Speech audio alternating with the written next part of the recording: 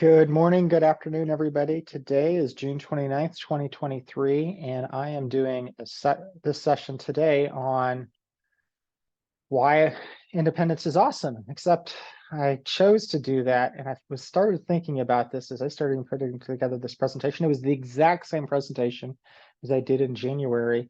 And as hard as I tried to make it different, it was still the same. So I took my presentation from January and I decided to make it a cautionary tale, because as many of us know, we get ourselves involved with this grand scheme of ideas to become an independent consultant and leave our jobs or do this as a side hustle. And it in many ways does become everything we want it to, but it also becomes a bunch more, and there's a lot that we have to learn. So I've taken my exact presentation from January, the first presentation I gave of the year. I think it was called Why Be an Independent Consultant?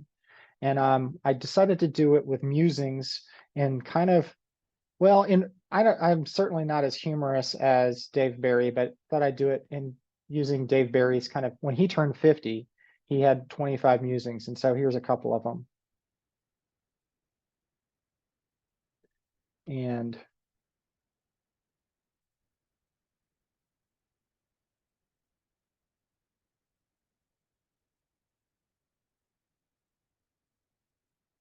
so anyway, I just was really, uh, in fact, when I found this years ago, I kind of like printed out and I stuck it on my bulletin board next to my desk, and I would reflect on those things. And some of them, they're all pretty funny, of course, because he's a humorist.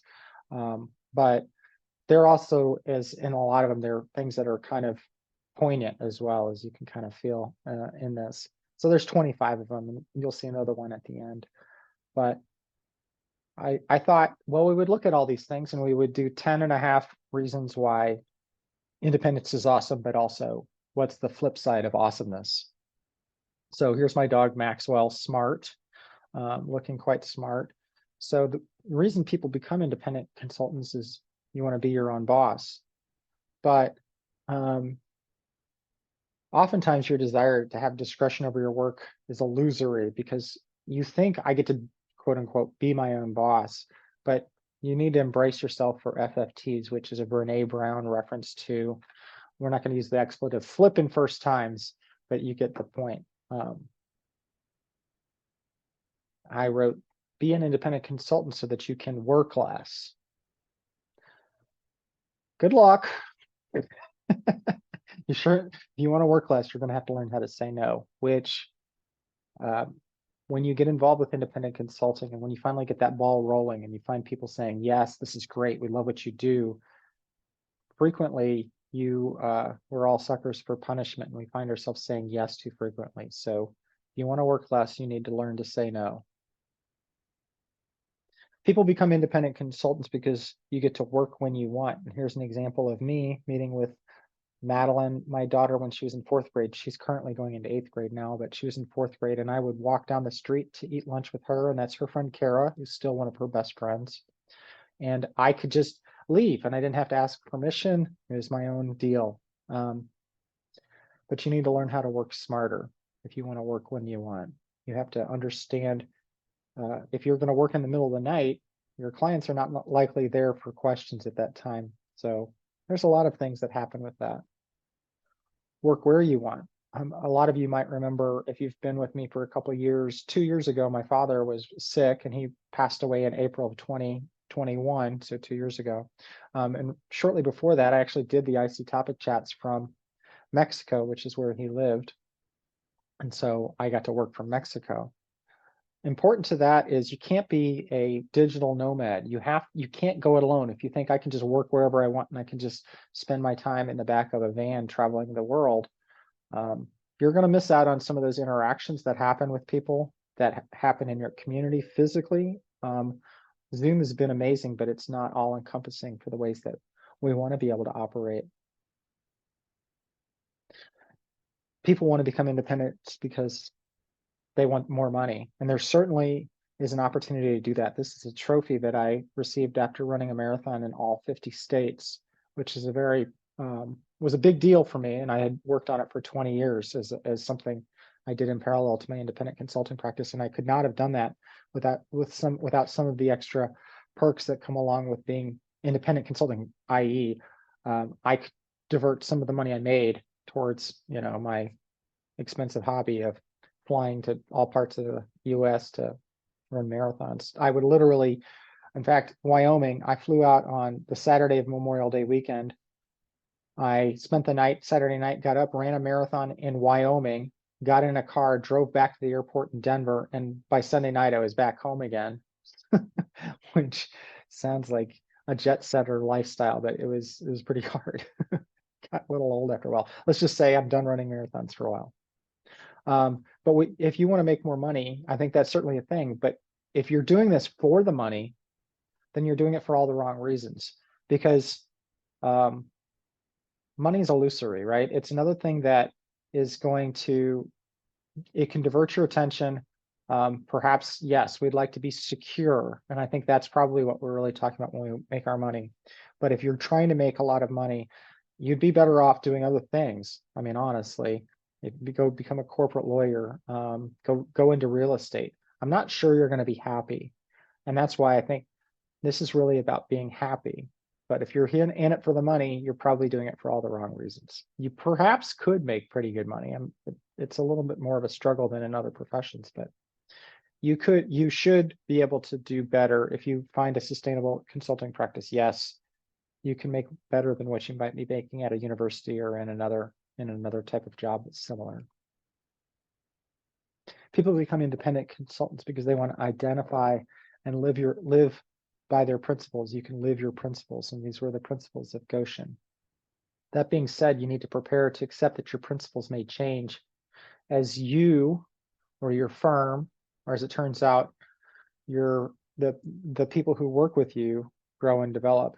So what you're seeing here are our values.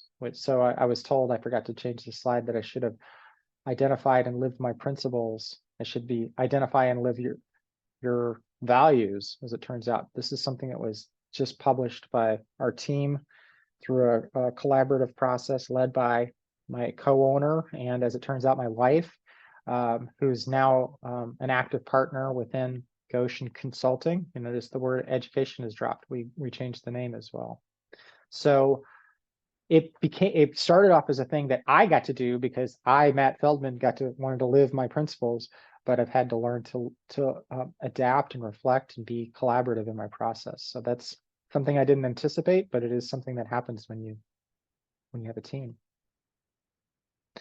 The great thing about being an independent consultant is you can invest in learning your own new skills. And here's a lot of associations that I am and have been a part of. I'm a little bit sad to see Summer Evaluation Institute up on there because we didn't get a chance to go to Georgia this year and hang out in person. We're doing it virtually. But anyway, know that as you're learning new skills, there are things that you are likely not going to be good at, right?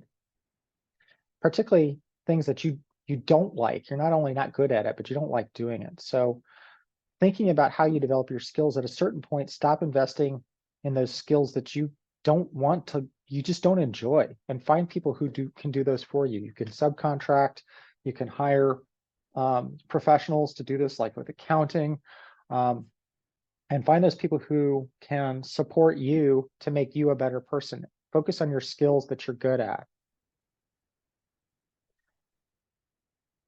Having an independent consulting practice, being an evaluator in that way, you create better job security. I had a job with a university as a director of institutional research, and I could understand the budget well enough that all they needed was one big problem and I could lose my job. And it gave me anxiety, and I was up at night thinking about that. And so I've purposefully thought about revenue diversity, and we talked about this a couple weeks ago. And so I have a lot of different clients, a lot of different types of clients, a lot of different projects, and we've tried to keep our focus and our everything in alignment with who we are and our values. But we have a wide diversity of them. And so if any one of these clients decided they no longer wanted to work with us, or something happened to their funding, we should be able to absorb that. And we've had to do that. the piece that you need to understand is that growth is a double-edged sword. What I found was, and I'm okay with this, in fact, I chose this path, but I don't do much program evaluation. I don't do much analysis anymore. I spend a lot of time with my accountant, spend a lot of time thinking about how to generate new work and support my colleagues, my staff in what they do. So it's a totally different kind of work. I'm working in, I'm not no longer working in the business. I'm working on the business. I'm leading the business. And so if you want to grow, understand you will be doing less and less of the stuff that you may enjoy, which is the program evaluation, the literal connection with the clients. People want to become independent consultants so that they can contribute. These are 4 nonprofits that I've either founded or connected with. But in contributing, you understand that there are going to be things where you fill yourself up and other things that break you down. So focus your energy on those places where you can fill yourself up that are going to add and contribute to you as a human being and the things that you want to do. But don't feel obligated to stick with organizations that are counterproductive to your mental health or to your time or whatever you're trying to do in your life.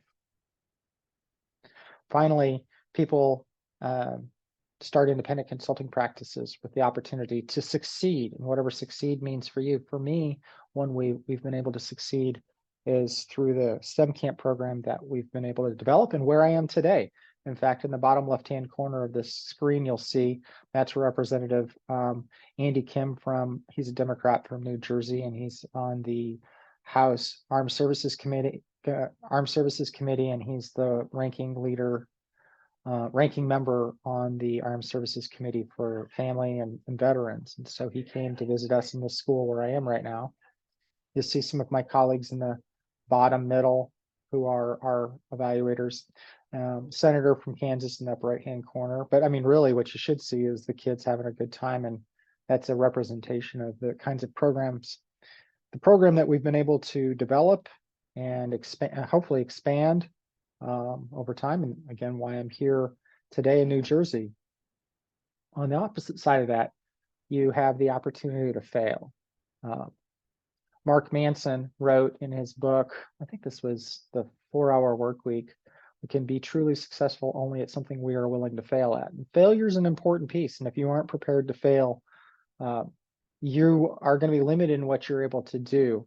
And so I've been reading this book called 4,000 Weeks, Time Management for Mortals, which, by the way, has almost nothing to do with time management. It's really kind of a philosophical book about why we do what we do and how we go about our life and how we think about what's important in our life.